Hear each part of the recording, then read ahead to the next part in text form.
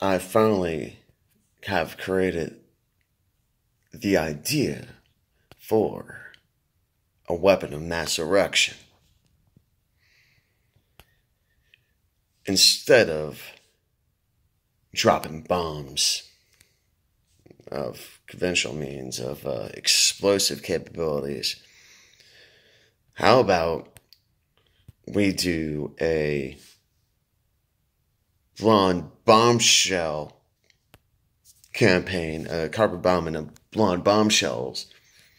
And basically what I'm suggesting is we gather as many beautiful women, and we send them off and drop them out of planes, just bearing bikinis, into the enemies. And the enemies are like, oh my God, I can't fight you. I'm in love. And so the United States comes in and is like, oh, well, you're busy fornicating and all that. We're just going to do this. And they say, hey, we don't care. We're getting our friggin', you see these beautiful women that we're surrounded with? And so, yeah, that's how, I mean, if I were, in charge of defense budget, that's something I would work on. And, actually just to, I'm actually doing, I've got a little bit of research here, and this is from Gizmodo. And just to back up some of my claims that what I'm saying is not actually ridiculous.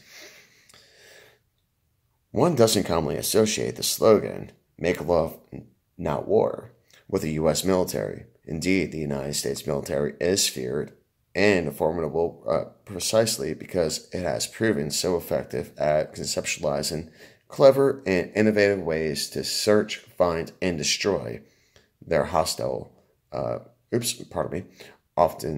to destroy, often with a simple push of a button. However, in a departure from these hostile additions, in 1994, the Wright Laboratory, part of the United States Air Force, produced a 3-page proposal for a gay bomb. I'm not going to read the entire article, but documentation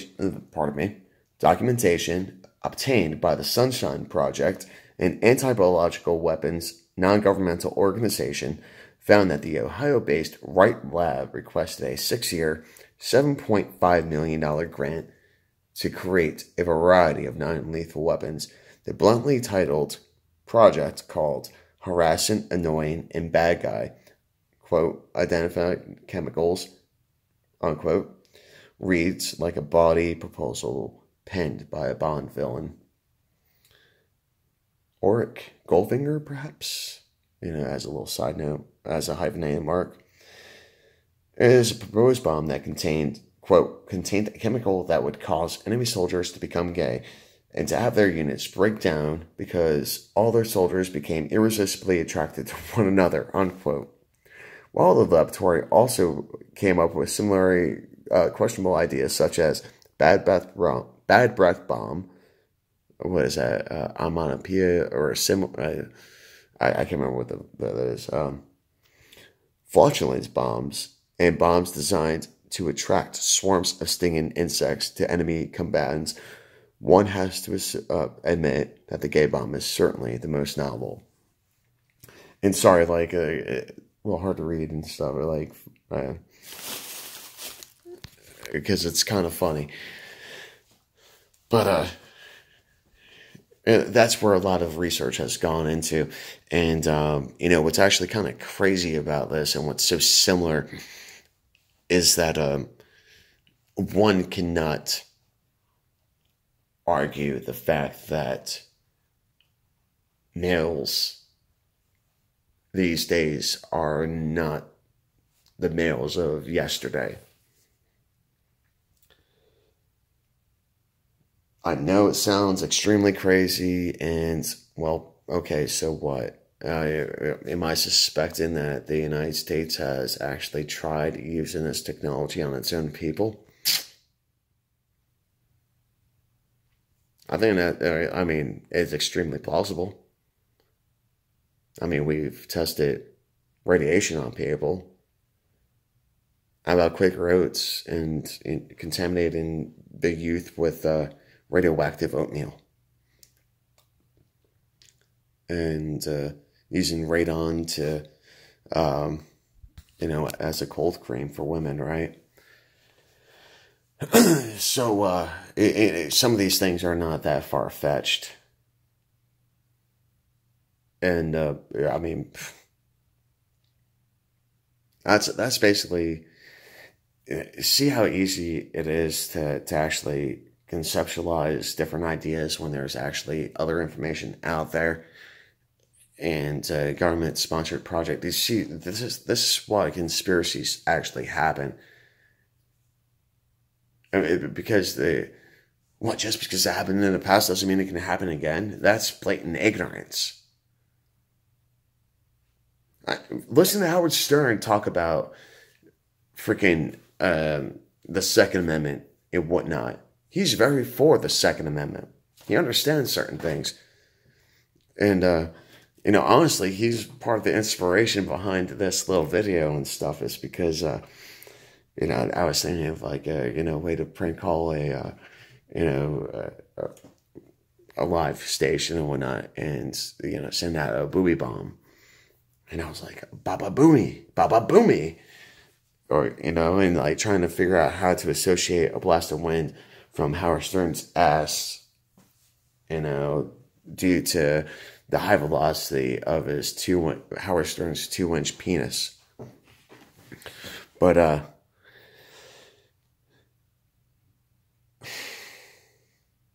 mean, there was bat bombs, and the thing is that the bat bomb was actually freaking, it actually worked and burnt down an Air Force, where was that? Arizona, New Mexico, Nevada, and basically like, right on the outskirts of one of the Asian internment camps because, the United States were fighting the Holocaust, but at the same time we incarcerate our own people just because of their genealogy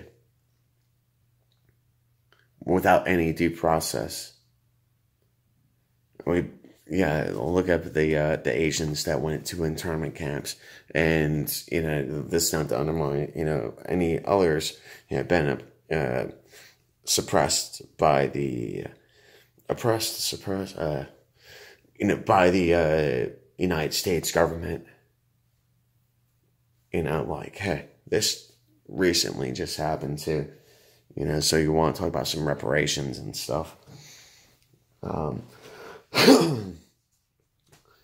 So, anyways, with the bat bomb, like I said, it burned down a lot of things. It was an effective weapon. What it happened is that able to figure out the payload capacity of a bat and able to pretty much put these little cartridges on them, which held a small amount of a substance that was, later used in the Vietnam War called the napalm.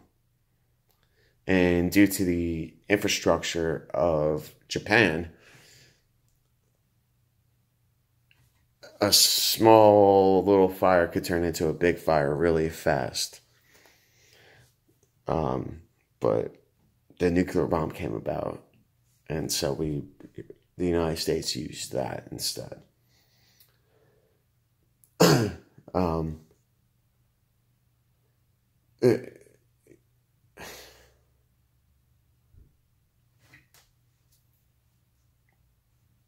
And it sounds completely crazy, about the deep state and all that. But, it's pretty suspicious that a lot of the stuff that I figured out along the path that just seems kind of bonkers, it's like, well, crap. I'm able to just kind of stand by and watch it all just kind of happen. And it's like, oh, crap.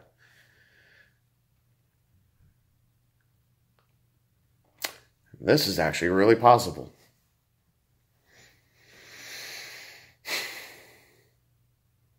So, just for instance, Einstein said that if I can launch, a few ball bearings, in space and get them to the near, speed of light. By the time they hit the Earth, they would each impact with the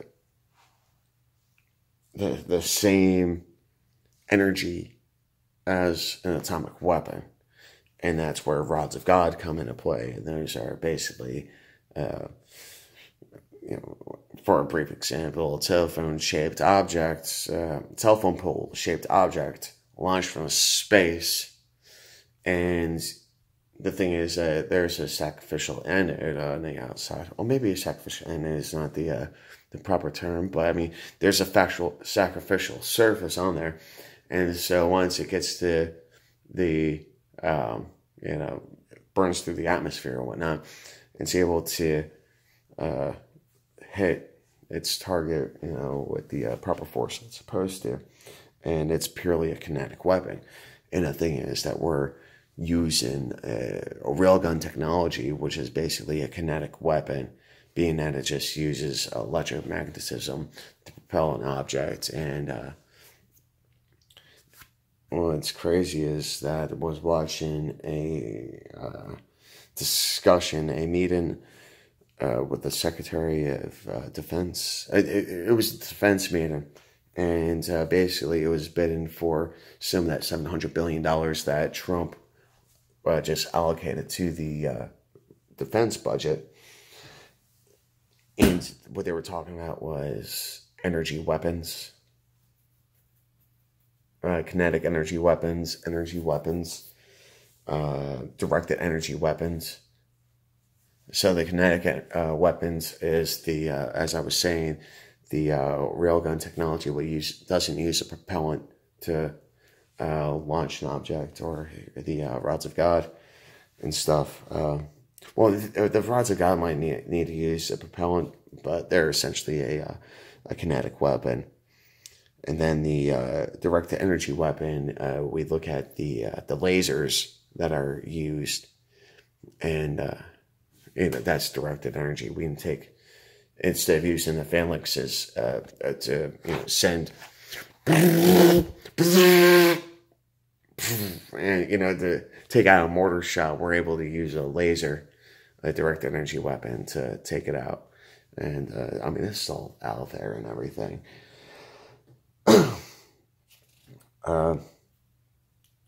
But yeah, I mean, I was totally just trying to make a satirical video and stuff, but I just kept on thinking, which is part of the reason why I say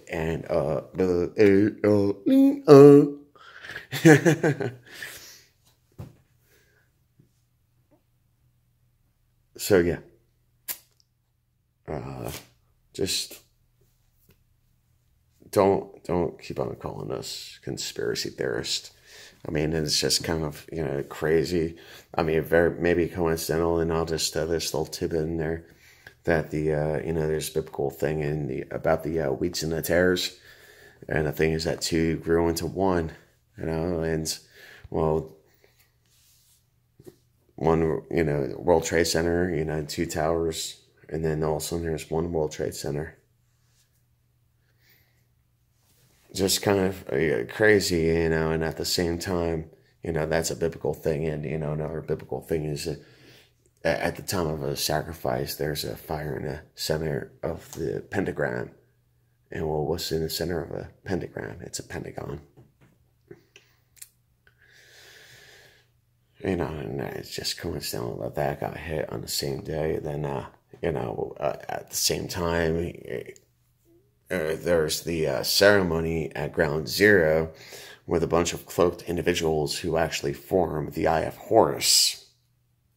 All-seeing Eye of Horus.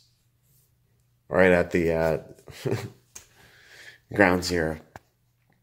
So, there's certain things just don't add up, right? And you just got to start picking apart the pieces.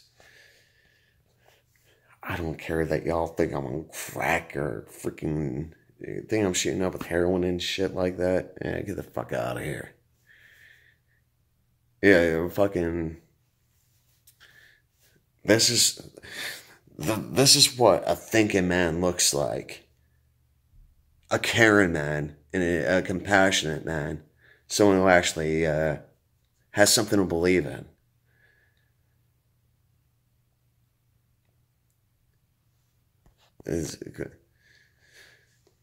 I don't mind being subjected to ridicule and all that good stuff.